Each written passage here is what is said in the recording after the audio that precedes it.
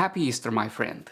Here where we live in the Pacific Northwest, this Easter we had a very unusual weather. Yesterday it snowed almost all day long. We got a few inches of fresh snow. Right across the street from where we live we have a park, and there are some ducks there. And a few days before, a Muscovy mama duck had 13 little ducklings. So yesterday we were legitimately concerned that with the new snow coming in, these ducklings will be in trouble. So I went with my son to check on them and to give them some food. And we found them better than what we expected. They are strong little creatures. The feathers were a bit wet, but for the most part they were roaming around and exploring the new snow. But after a while, after we spent some time with them, I think the cold got to them eventually. For a while, my son tried to remedy the situation, and while he was feeding some of these ducklings, he actually managed to hold one of those in his hands. And it's a very tender image of caring, of empathy, of love for those who are weaker than you. So I really treasure this picture.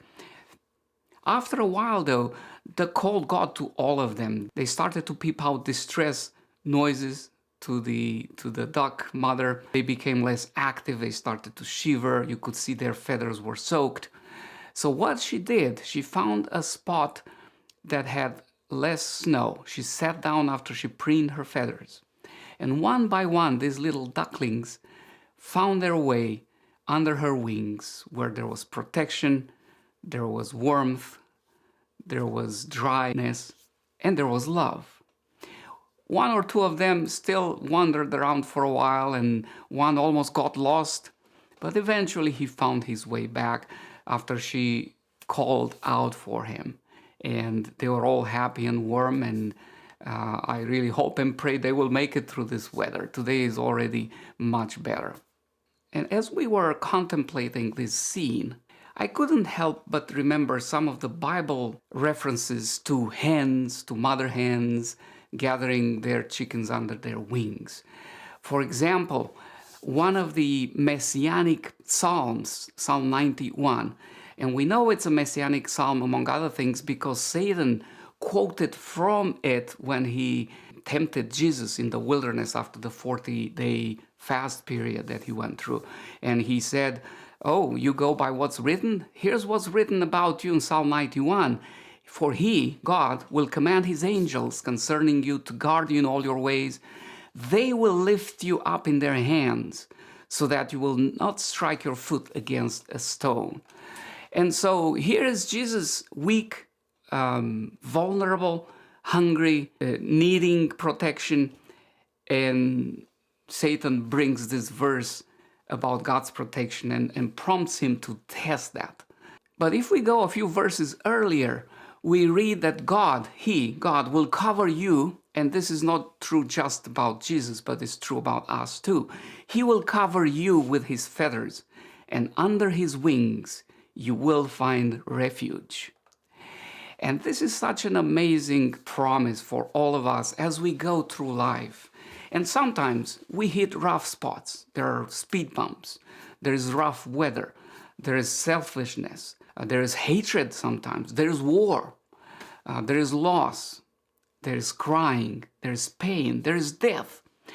And in the midst of all these storms that we encounter predictably throughout our lives, what we need to remember is that there is always a God out there willing to spread his wings or her wings and receive us all. God is not presented in the Bible exclusively as a male figure, as many people think, but in these images of love, tenderness, protection, he presents to us as a motherly figure, as somebody who is willing and able and eager to protect us. Just like he said to the Jewish nation when he was here on earth. You remember the text in Matthew 23. He said to Jerusalem, "Jerusalem, Jerusalem, how often I have longed to gather your children together as a hen gathers her chicks under her wings, and you are not willing. So there is this desire that God has for all of us to remember that He is, and that He richly rewards those who earnestly seek Him. So what is it that we have to do in order to take advantage of this offer? It's very simple.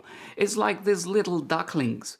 Once we hit rough spots, and ideally we should stick around God in good times too, but when we hit these rough spots, when we are hit by life's storms, that's particularly a time when we tend to remember there is a God out there, and we should do so. We should take advantage of those bad times to reconnect if we lost our close connection, our close relationship with God.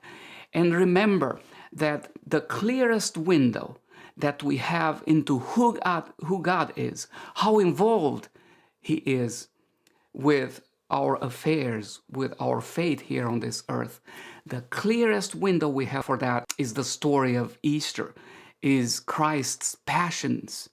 Here is God coming on this earth in human form, being tempted in everything just as we are, and yet without sin. And at the end of it all, being willing to stay with His arms, with His wings open for us to come and be protected, be saved, even though a good portion of humanity will decline this offer. And in fact, in His own day, they actually went much further than that, and they decided to eliminate Him, to kill Him. This, my friend, is the clearest window into who God is and how He feels about us. And so my hope is, as you meditate on what Easter means for you and where you will go in your life from here, is that you will remember this picture of the Mother God. Mother Day is coming soon. The God who is willing to protect, the God who feels with us and has the means and the desire to gather us all under His wings. So my parting words and wish for you, my friend, is this.